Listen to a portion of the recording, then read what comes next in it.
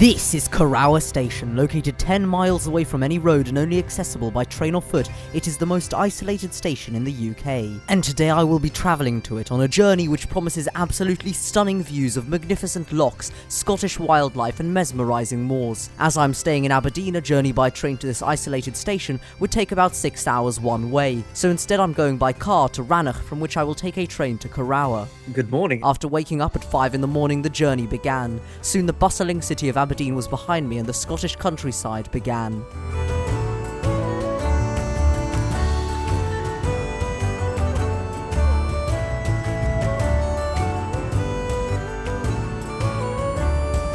After a while, the road permitted a glance at the roaring River Tay, and it was decided that a stop here was imperative. I started my journey in an idyllic Scottish village, and I'm now going to be travelling up to the Highlands to see the most remote and highest station in all of Great Britain. After this brief stop, it was time to get back on the ridiculously scenic road, where mist hugged the mountains and tiny churches perched on hills. The car rumbled past Highland cows grazing lazily in vast fields, and sheep resting on embankments, until stopping at the village of Kinloch Rannoch, where the colossal Loch Rannoch begins. But why was I stopping at a minute village when trying to get to Corrour? Corrour is so isolated that the only way to get there by car is to go to the next station behind, which happens to be Rannoch, another incredibly isolated station that made it into one of the top 10 best stations in Britain. And after a bit of driving, a vast lake, or loch, came into view. And behind me now is Loch Rannoch. After admiring the beauty of this awe-inspiring loch, it was time to continue on the charming B846, enveloped by ochre leaves and traversing over stone bridges.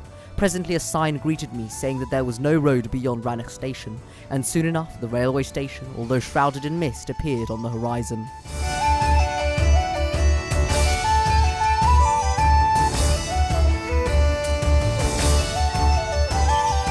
And that is where the road stops, but whilst the cars might terminate there, the line carries on. Below me is Rannoch Station. It is down the line from Corrour, and it is pretty isolated in itself.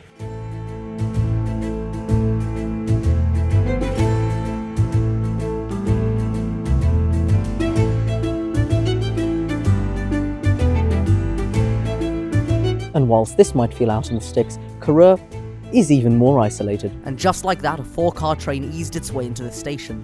These ScotRail Class 156 units operate on the West Highland line, and although the journey is incredible, dubbed by many as one of the best that the UK has to offer, the rolling stock is just not really great. Despite this, however, the musty window made for an interesting, dreamy view as the train roared into action. The journey to Corrour was scenic, to say the least. The train forged its way through the unforgiving Rannoch Moor, a desolate, if not unearthly place. Shortly, tickets were bought on the train, as Rannoch doesn't have ticket machines, from Susie, a very friendly conductor, who took a keen interest in my journey.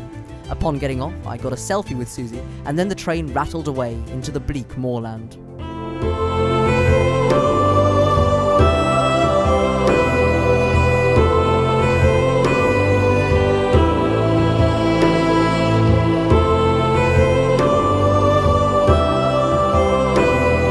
To give you an impression of how remote we really are, there is no taxi rank, no bus stop, and the nearest sort of building would be the youth hostel, which is a 15-minute walk away. Apart from that, nothing.